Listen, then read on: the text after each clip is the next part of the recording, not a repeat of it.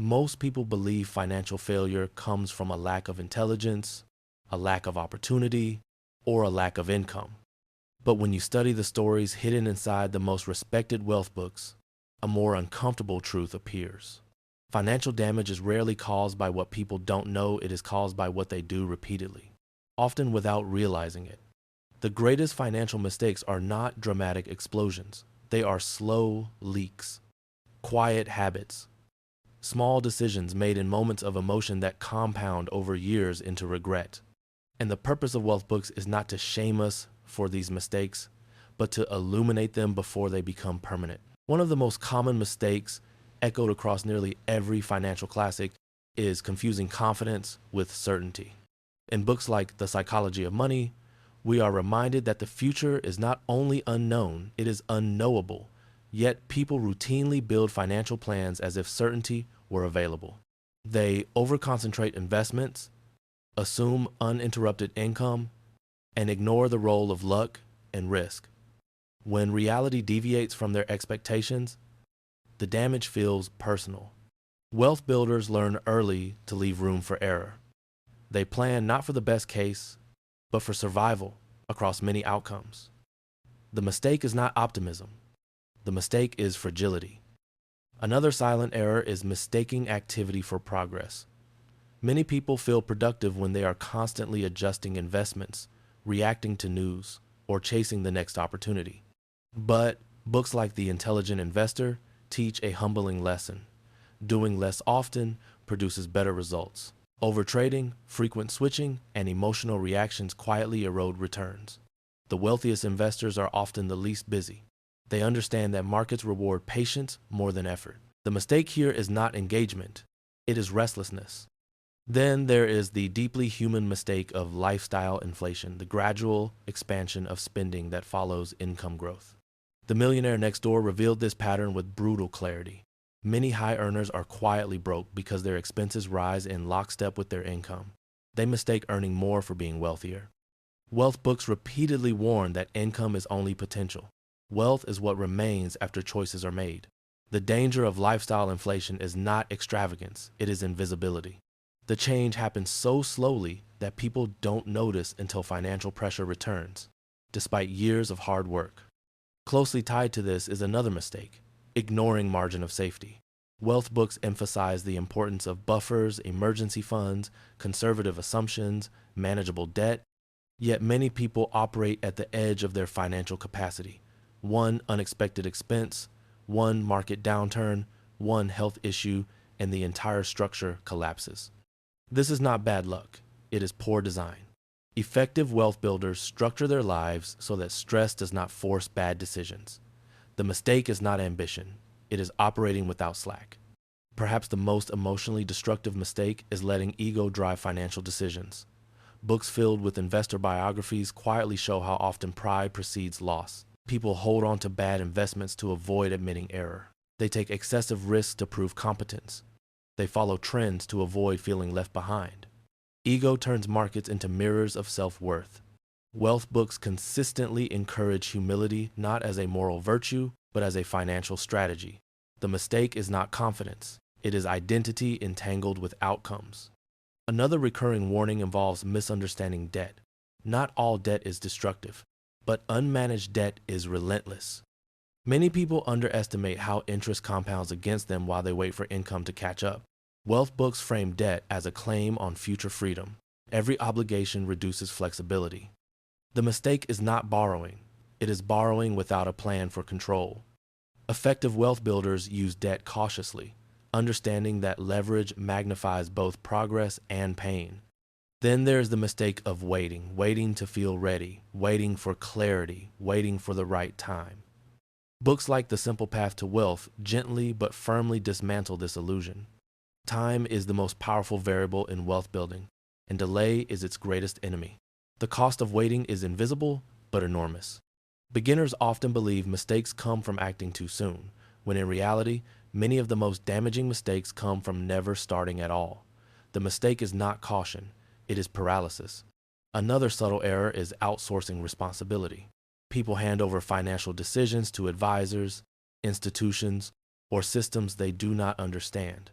believing expertise absolves them of involvement. Wealth books argue the opposite. Ultimate responsibility cannot be delegated. You may seek guidance, but understanding the fundamentals is non-negotiable. The mistake is not seeking help, it is surrendering awareness. As these mistakes accumulate, a pattern becomes clear.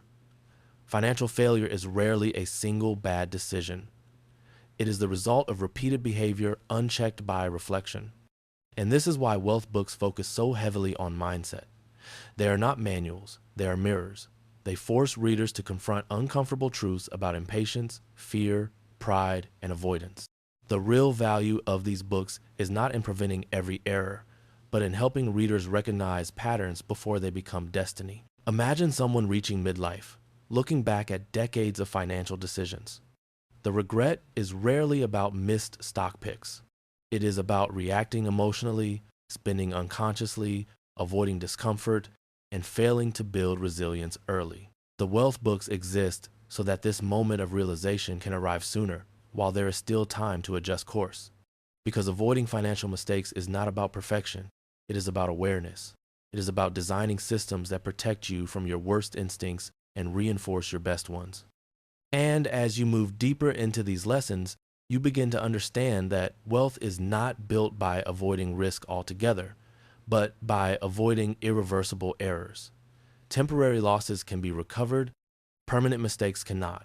This distinction quietly shapes every decision effective wealth builders make, and it becomes the lens through which they view opportunity, danger, and discipline, guiding them away from the traps that ensnare most people and toward a calmer, more durable relationship with money, one where mistakes still happen, but they are survivable, instructive, and contained. And this is where the next part of our story begins. Because once the common mistakes are clearly seen, the real work is learning how disciplined individuals restructure their behavior to avoid repeating them, how they create safeguards, habits, and principles that quietly guide decisions even under pressure, and how they transform hard-earned lessons into long-term wisdom that protects not only their finances but their peace of mind.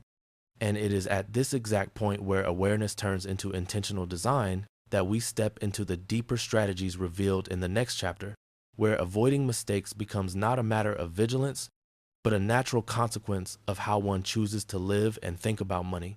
And that transition is what we are about to explore, moves forward together like a steady hand on the wheel during a long night drive, not rushing, not panicking, simply keeping the car on the road.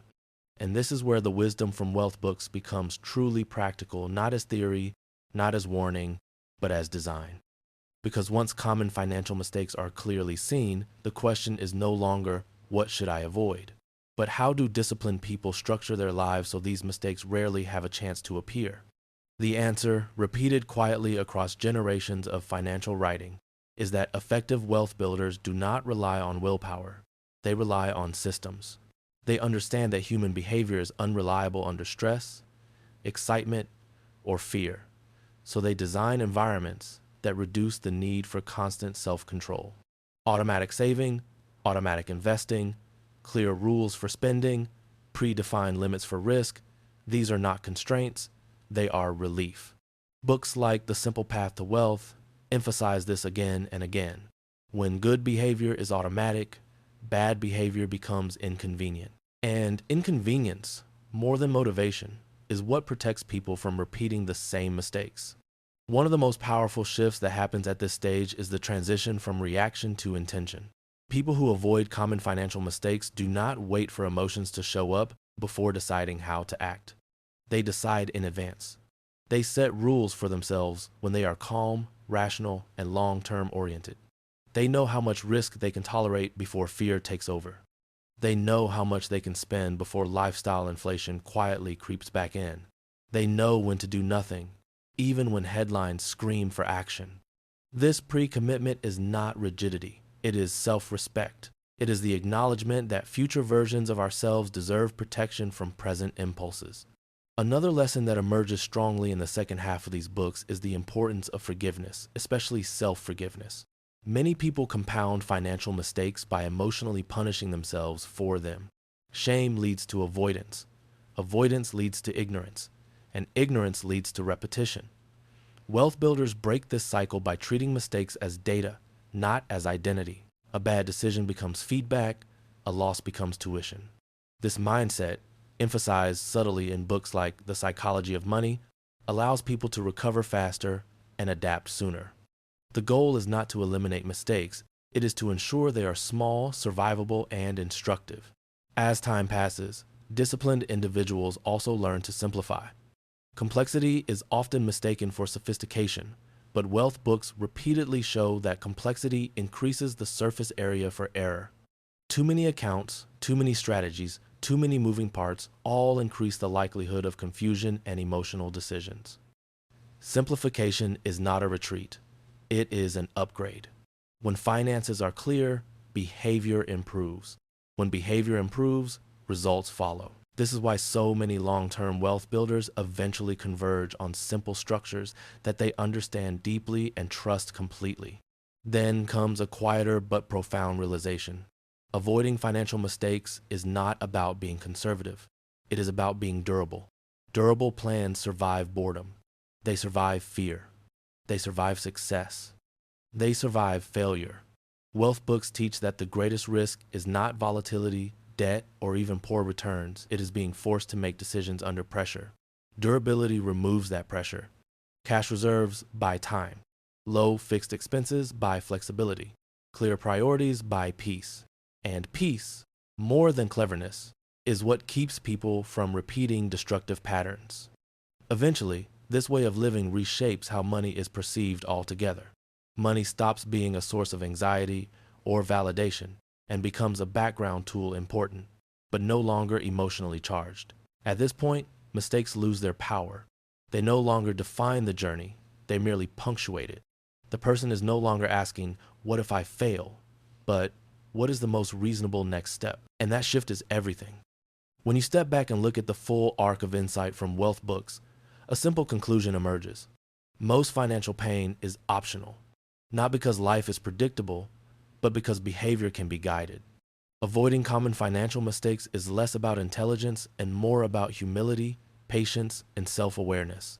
It is about knowing where humans tend to stumble and building guardrails before the fall. So if you find yourself reflecting on your own financial life, on moments of impulse, fear, overconfidence, or delay, understand this.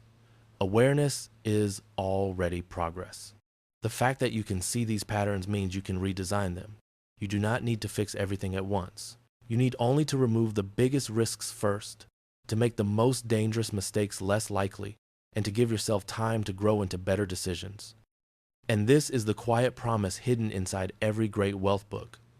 You don't need to be perfect to build a strong financial life. You need to be thoughtful. You need to be patient. You need to be willing to learn from others before learning the hard way yourself.